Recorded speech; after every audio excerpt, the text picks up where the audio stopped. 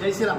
बघा आता ना सर्वांना एक सांगतो, भरपूर ज्यांना वे प्रोटीन किंवा घेणं यूज करत असतात, तर त्यामध्ये नाही का आता याच्यावर एक विषय निघाला, आजच निघाला सकाळी मॉर्निंगला, की कशा पद्धतीने घ्यायचे. वे प्रोटीनमध्ये 24 ग्राम 25 ग्रामचा स्कूप येतो, आपण ते मारू शकतो. पण गेनर जे पण घेतात ना, गेनरमध्ये काय होत असतं माहिती आहे का, गेनरमध्ये वेगवेगळ्या कंपन्या येत असतात, वेगवेगळे व्हेरियंट असतात, बरोबर. त्याच्यामध्ये कायमध्ये 75 ग्रामचा स्कूप असतो गेनरमध्ये, त्यानंतर कायमध्ये 90 ग्राम, कायमध्ये 105 ग्राम.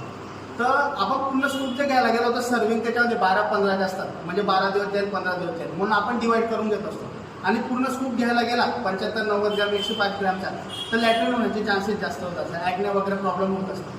तर आपण काय करतो, मोस्ट ऑफली मी सांगत असतो की तुम्ही डिवाईड करून घ्यायचा. समजा 75 ग्रामचा स्कूप आहे ना, तर तुम्हाला तो डिवाईड करून घ्यायचा आहे, अर्धा स्कूप घ्यायचा आहे. त्याच्यामध्ये काय करतात, आपण जेव्हा 75 ग्रामचा स्कूप घ्यायला गेलो तर आपण वॉटर इनटेक करत असतो 300-350 ml शेकरमध्ये. पण जेव्हा तुम्ही डिवाईड करताना तेव्हा तुम्ही काय करायचं माहिती का, त्यामध्ये तुम्ही 200 ml पर्यंत पाणी घ्या आणि त्याच्यामध्ये तो अर्धा स्कूप टाका, म्हणजे तुमची टेस्ट सुद्धा बदलणार नाही.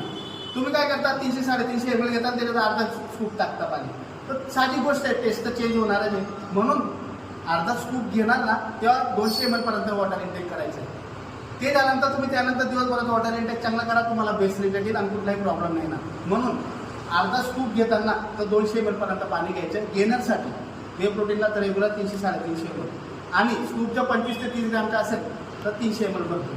आजचा असा विषय होता. जय श्री.